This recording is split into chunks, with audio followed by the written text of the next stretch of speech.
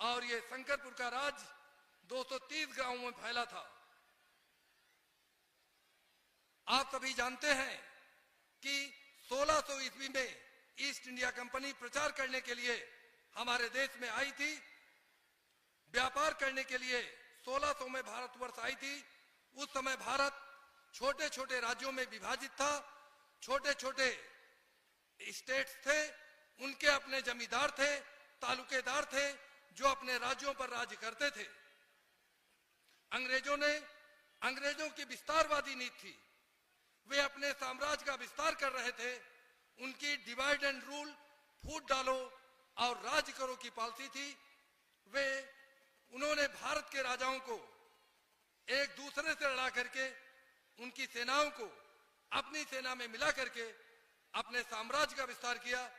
अंग्रेज कोई सेना लेकर नहीं आए थे, वे केवल व्यापार करने के लिए आए थे। हमारे देश के राजाओं की सेनाएं थी जिनको उन्होंने मिला करके अपनी सेना में मिला लिया।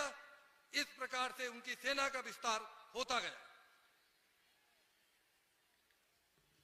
इस प्रकार अंग्रेजों के पास इतनी विशाल सेना हो गई कि शंकरपुर स्टेट के आसपास के जो भी थे स्टेट, उन पर जो है अधिकार हो गया था अंग्रेजी सेना का। जैसा कि अभी आप सभी जानते हैं, शंकरपुर स्टेट जब उनका ये अंग्रेजों का ये की सोच थी कि शंकरपुर स्टेट को भी अपने राज्य में मिलाया जाए, जैसा कि लखनऊ स्टेट को वाजिद अली शाह जिसके बादशाह थे उनके स्टेट को अंग्रेजों ने मिला लिया था और शासक के ऊपर तमाम कमियां निकाल करके वे लोग जो है उस राज्य को मिला लेते थे।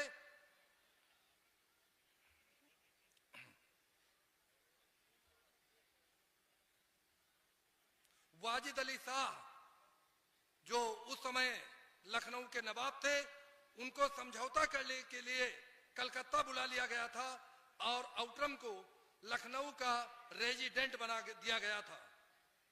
जैसा कि कवि ने लिखा है कि था जनरल का आदेश यही, इवली को युद्ध मचाना था, आजाद अवध के सूबे को कंपनी राज्य में लाना था। अंग्रेजी फौजें बढ़ी मिला, उनको ऐसा परवाना था, राणा ने पाई खबर बढ़ा वो देश प्रेम दीवाना था।